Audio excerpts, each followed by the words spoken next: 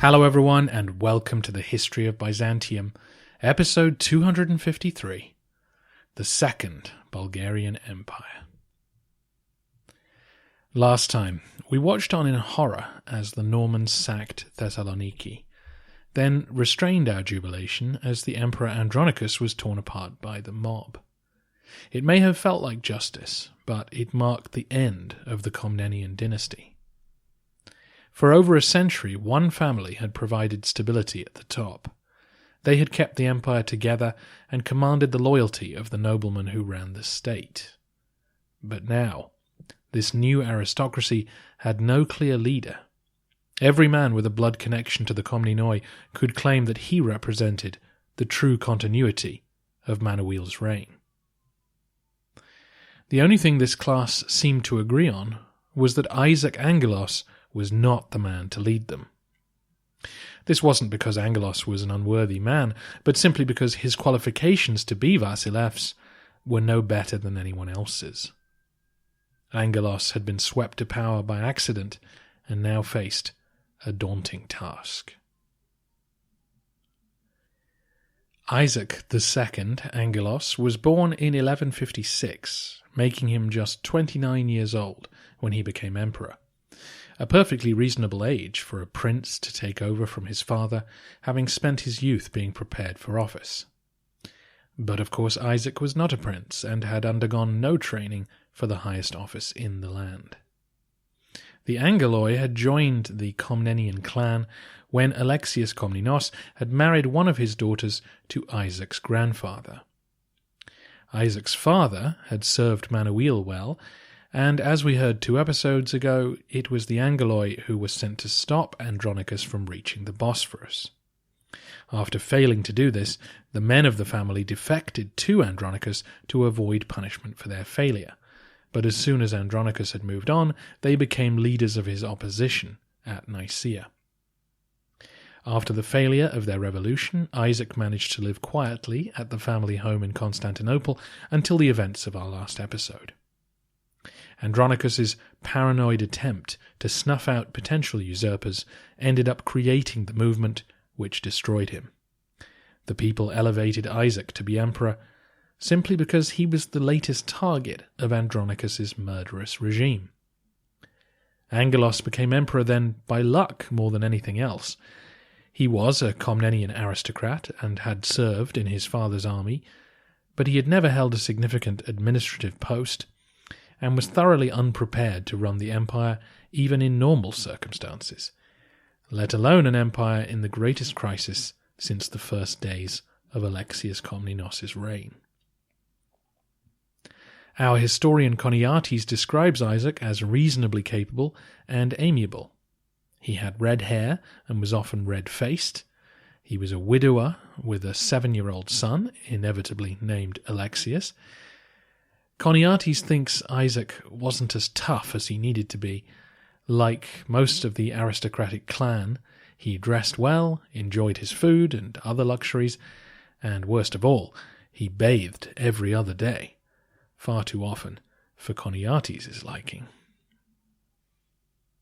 Isaac was no fool, and understood the task facing him, but he seemed to lack any particularly outstanding qualities.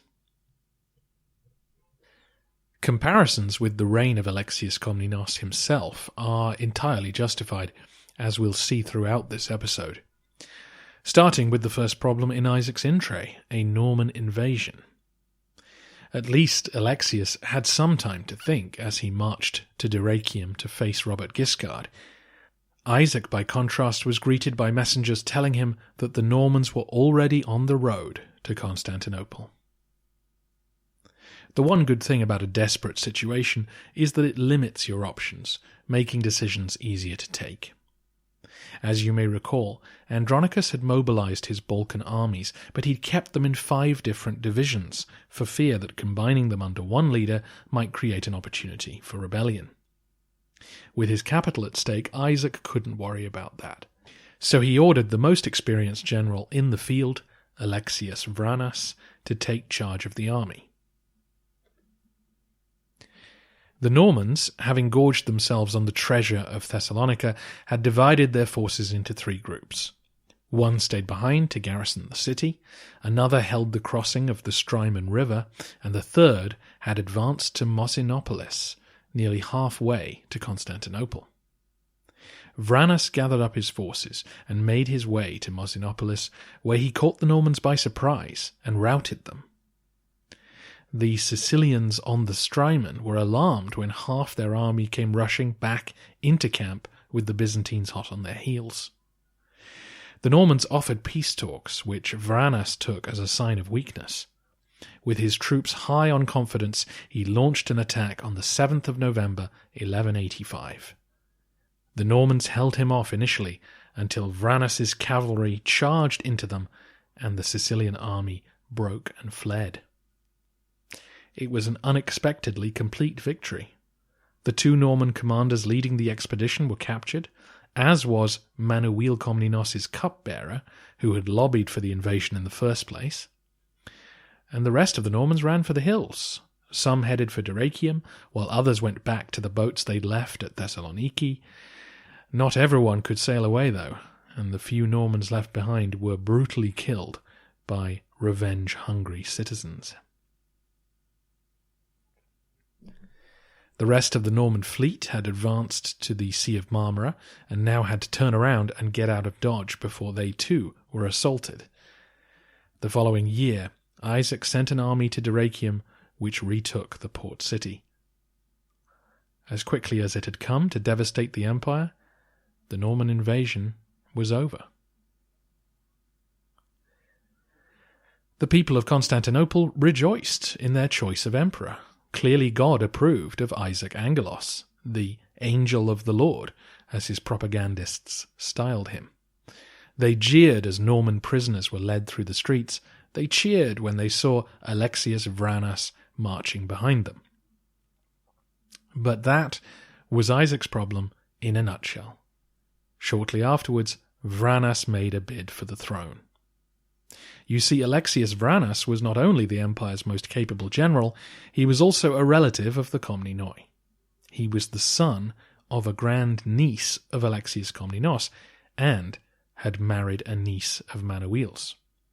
His blood connections were just as good as Isaac's, and he was a far more experienced and better connected member of the aristocracy. A unit of his army acclaimed him Basileus in the streets and led him to the Hagia Sophia, where they hoped the crowds would sweep him to high office, just as they had done with Isaac. But they didn't. The people had no reason to complain about their new emperor yet. Vranas was led, embarrassed, before Isaac, where he begged for mercy. Staring down at Vranas spread out on the ground before him, Isaac had to make a choice. He could be Andronicus and murder everyone who opposed him, or he could be Manuel and forgive. He chose the high road. He stripped Vranas of his command, but let him leave unharmed. It was a kind choice, and one that signalled that the dark days of Andronicus were over. But it did not solve the fundamental problem of his new regime. Isaac lacked legitimacy. There wasn't really a good reason why he, and not Alexius Vranas, should be emperor. And sadly for the Roman people, Vranas was only the first of the empire's ruling class to try and seize the top job for themselves. Sensing this, Angelos rushed to secure as many alliances as he could, trying to bind important people to his new regime. He married his sister to the leading aristocrat, John Cantacuzenios.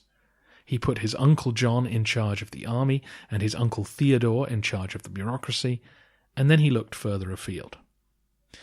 As you know, Manuel had married his daughter to Renier of Montferrat, a leading Italian family. Since Renier had been murdered by Andronicus, Isaac offered their family another high-profile marriage in compensation. Conrad of Montferrat would arrive the next year to marry one of Isaac's sisters. Angelos also exchanged embassies with the Venetians, confirming the deal which Andronicus had already developed. and the Venetian alliance soon resumed. How else could the Romans prevent another Norman attack? The merchants of Venice would have all their old privileges restored and be paid 100,000 gold coins to cover the losses from Manuel's mass incarcerations. Meanwhile, the emperor offered his niece to Stefan Nemanja of Serbia, whose forces had been running wild since Manuel's death. Nemanja married her to his son with a promise to respect the Byzantine border. And finally, Isaac offered himself as a suitable husband for the daughter of King Bela of Hungary. Bela, as you may recall, had spent time at the Byzantine court and nearly became Manuel's heir. When Andronicus had bloodied up the palace, Bela had led his armies deep into Roman territory, sacking cities and taking prisoners. But he was more than happy to restore good relations now that the tyrant was gone. So he withdrew his troops back to Sirmium, presenting the lands he vacated as a dowry for his daughter, Margaret. There was just one hitch. Isaac was running out of money. As I briefly mentioned last episode, the mob that brought him to power also ransacked the palace. They carried off thousands of gold coins that were stored there, depriving Isaac of valuable treasure. He'd used up the money that was left, funding the campaign against the Normans. So in spring 1186, his agents announced to the people of the region which the Hungarians had just vacated that they would need to pay a special tax whose proceeds would fund the wedding of Isaac and Margaret. I suppose the logic was that this union would bring peace, and therefore these areas were going to benefit from this new surcharge. But as you can imagine, the news was met with disgust. Many coughed up, but there was strong resistance from the Vlachs who lived in the Haemus Mountains. These Vlachs were pastoralists, people who moved their flocks around the northern Balkans between summer and winter pastures. They also spoke a language which had pre-Slavic origins, connected to the Latin spoken by Roman settlers from centuries before. The Vlachs rubbed along reasonably with Byzantine authority, in part because their movements kept them away from contact with the taxman until they came to towns like Angelos and were forced to pay sales tax on their goods. We believe this new levy was a head tax on their flocks, which, as you can imagine, was deeply resented. The Vlachs of the Haemus range dispatched two of their leaders, brothers named Peter and Asen, to negotiate with the emperor. They asked Isaac to give them some pro-Neue land, as in, the land would be a free gift, but in exchange they would supply men to serve in the Roman army. This would help offset their losses from the new tax. This type of request was often granted by new emperors because they were keen to make friends and maintain the peace. But Isaac said no. Presumably he didn't think that the Vlachs were an important enough group to give concessions to. Peter and Asen became angry and began issuing threats. Their people would raid the lands of their neighbours if a deal could not be struck. What was struck was Asen's face, as Isaac's uncle John decided to respond with force to these angry words. The brothers left humiliated and returned home, determined to raise the standard of revolt against the Romans. When they found that some of their countrymen were reluctant to join them, they made an appeal to a higher authority. A church was founded and dedicated to Saint Demetrius, who, as you may know, had long been the patron saint of Thessaloniki. The brothers and their priests announced that Saint Demetrius had abandoned the Romans, hence the sack of his former city. He now dwelt north of the Haemus Mountains and lent his support to a revived Bulgarian Empire. The Vlachs had been in the Haemus region for centuries and had happily served the Bulgar Tsars. An appeal to those glory days did the trick. Many Slavic peoples joined the rebellion and hailed Peter as Tsar. He and Asen led raids into the surrounding countryside, taking slaves and animals back to their new base at Turnovo. Peter and Asen's decision to model their rebellion on the old Bulgarian Empire is a fascinating one. It shows that memories of the Tsars were kept alive across the region, and that it was remembered less as a national state for Bulgarian people, and more a sort of pan-Balkan anti-Roman kingdom. Peter and Asen were Vlachs, after all, not Bulgarians, but they knew that their revolt had no chance of succeeding unless they made it appealing to the wider Slavic population. The use of St. Demetrius is interesting as well. Orthodox Christianity was now a major part of the culture for most Balkan peoples. This early Christian military saint had escaped his Roman setting and become a popular figure to all. Also, before we blame Isaac's tax policy for this mess, it's worth remembering that since Manuel had died, the Hungarians had captured a series of major Byzantine cities: Sirmium, Belgrade, Braničevo, Niš, Serdica. His troops had raided deep into the region where this revolt took place, and this was followed by the Norman invasion and the fall of Thessalonica. Roman authority in the Balkans was at an all-time low. Rebellious behaviour of one sort or another was highly likely. The question was, how would Isaac respond? Later that year, Isaac led an army north to put the brothers down. Apparently, a solar eclipse allowed the emperor to march through the mountain passes and attack their home territory without warning. Peter and Asen's army routed, and the brothers fled north to the Danube. Isaac was able to recover an icon of St. Demetrius, symbolically restoring him to the empire. Angelos marched home to celebrate, leaving a few garrisons behind. Case closed. Right? Wrong. Peter and Asen made contact with various Cuman tribes who lived beyond the Danube. Presumably using the money they'd taken on their raids of the Roman countryside, they lured these steppe nomads into their camp and returned south.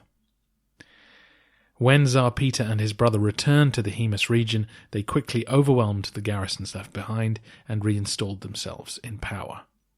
The following spring, they began to raid the countryside again. Once more, the reign of Alexius Komnenos seems to hang over Isaac. After defeating the Normans, Alexius spent years fighting the Pechenegs, who had broken through the Danube defences. Now the Cumans provided the nomad backbone that would help establish what has become known as the Second Bulgarian Empire. This was far more dangerous to the Romans than the Pechenegs had been on their own. An organised state in the Balkans would contest imperial control of the whole peninsula. And with most of Anatolia gone, Constantinople relied on the tax revenue of its European lands to fund its whole operation. Peter and Asen had to be wiped out before they could put down roots. In spring 1187, Isaac sent an army out to put down the rebellion, but the first general he sent was accused of plotting against him. The second foolishly chased the Bulgarians into the mountains and nearly got his army destroyed.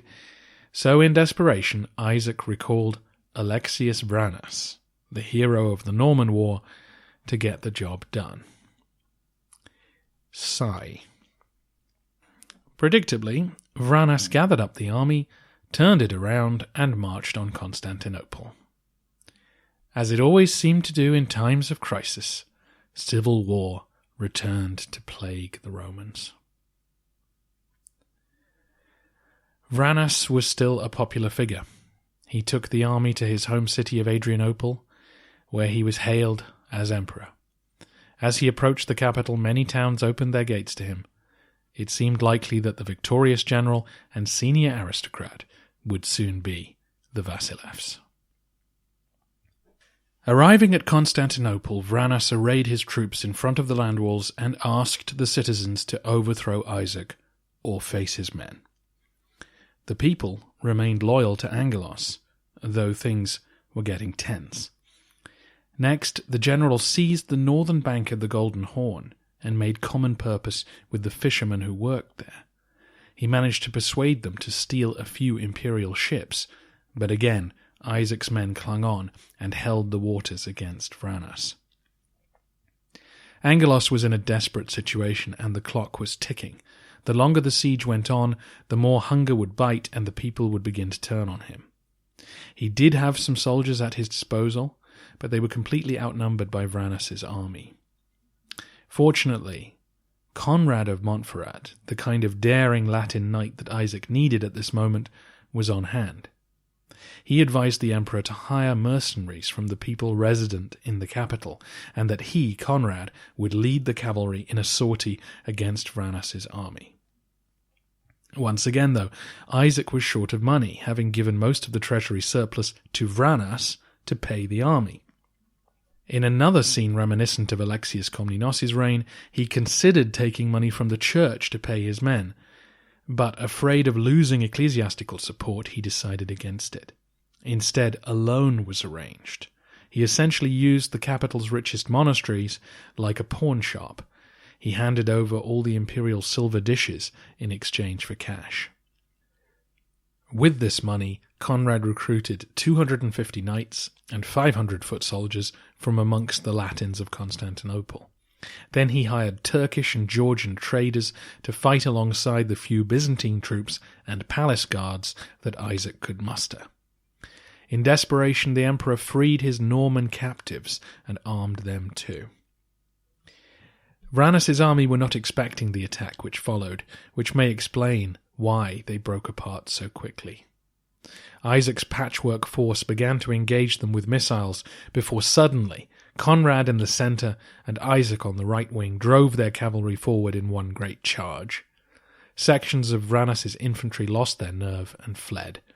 Vranas led his cavalry in to stop the rot, but was unhorsed and killed in the melee. When news of his death spread, the rest of his army abandoned the field and ran home. Conrad's daring do had saved Isaac's throne.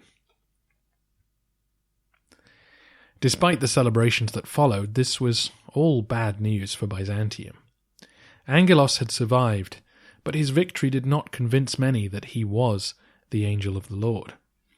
The Komnenian nobles who'd backed Alexius Vranas sent Isaac an ultimatum. Either he could forgive them en masse and leave their wealth untouched, or they would join the Bulgarian rebellion. Again, Isaac felt compelled to be lenient, despite the fact that these men had been more than happy to murder him the previous day. He then allowed Conrad's men to plunder the countryside in order to supplement their pay. He directed them towards the fishermen of the Bosphorus and the villages which had supplied Vranas' army, despite the presence of many innocent citizens who would be caught in the crossfire. This Latin-led army then returned to the capital and began looting monasteries and rich houses to claim the pay they felt they were owed. The native Constantinopolitans deeply resented this. Many of them had been pleased to see the back of the Italian merchants when Andronicus had set the dogs on them 5 years earlier. Now these foreigners were back, lording their power over the locals again. This wasn't pure xenophobia. There was also a strong religious element to the people's anger. The crowd saw themselves as defenders of orthodoxy. Latin troops robbing monasteries was sinful as well as criminal. Rather than take on Conrad's armed troops, the people once again turned on the merchant quarters along the Golden Horn. This time, though, the Latins knew what was coming. The traders of the area had barricaded the narrow entrances to their streets and armed themselves. They spent the day fending off attacks from the disorganized populace. Isaac scrambled his officials to go and intercede and managed to talk both sides down from the ledge. The Roman Empire was becoming increasingly hard to govern. If another massacre of Latin citizens had taken place, there was every chance that Byzantium would become a pariah amongst the Western nations, open to attacks on every front. What Isaac needed was time and space. He desperately wanted the Latin nations to stay out of his business until he could get the Bulgarian situation under control. We can only imagine the expression on his face when, that autumn, messengers arrived to tell him that Jerusalem had fallen to the armies of Islam. Before that fateful letter was delivered, Isaac decided to take the field himself. He clearly couldn't trust the army under any other man, so he gathered the remnants of Ranus's force and marched north to track down Peter and Asen. He found them in a stop-start campaign which Choniates witnessed in person. The problem was that the new Bulgarian army now had steppe riders leading the way. The Cumans led Isaac's troops on a merry dance. They feigned retreat every time the Romans got near, waited until their pursuers were tired, and then wheeled around to shoot at them. Isaac, like Alexius before him, was left to chase shadows for the rest of the year. The emperor kept his army together, but achieved little beyond showing the flag to the locals. When Isaac finally returned to the capital, he was greeted with more bad news. Kilij Arslan II had raided imperial territory in the emperor's absence, and the commander of the Thrakision theme was in revolt. Worse still, the fleet which Isaac had sent to retake Cyprus had been destroyed. You may recall from last episode that another Komnenian noble, Isaac Doukas Komnenos, had set himself up as emperor on the island. Angelos sent 70 ships to restore order, but after a successful landing, the Marines had marched inland to do battle with the pretender, leaving their ships undefended. A Sicilian pirate named Margaritius swooped in, capturing some of the ships and sinking others. The distracted Roman army was then defeated by Doukas. The whole campaign was a fiasco. Knowing that the seas were now undefended, Margaritius raided the Aegean islands on his way home. With all these disasters unfolding simultaneously, Isaac was unable to collect taxes in about half of the provinces he'd inherited. We leave Isaac Angelos wondering what on earth to do next. He knew a new crusade would be called to restore Jerusalem, one that could well threaten his capital. And he had rebellions in east and west to deal with. We will return to his plight in 2 weeks' time. In our next episode, we'll be talking to author Ben Duval, who will tell us what's been going on in Outremer since we were last there, and how exactly the Kurdish general Saladin came to be the man who captured Jerusalem.